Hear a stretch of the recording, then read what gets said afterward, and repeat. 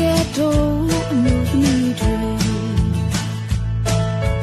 အိမ်ထောင်ရေးကိုလာပါဖို့ခေါ်သူဖယားမြဲထမ်းပါခွန်အားတောင်းခံရင်အိမ်ထောင်တာဝန်ကြည်ပြင်းစွာ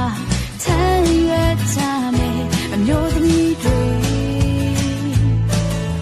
ဝန်ခံကြမယ်ခင်ဗျရဲ့အုပ်စိုးမှုမှာဒီလောကကြီးအားအလင်းဖြစ်လာစမယ်ဆိုရင်ပူပန်မှုတွေအဝေးတို့ဖယ်ရှားကချစ်ချင်းမြတ်တာနဲ့ဘုံတော်တင်ရှားတဲ့အမျိုးသမီး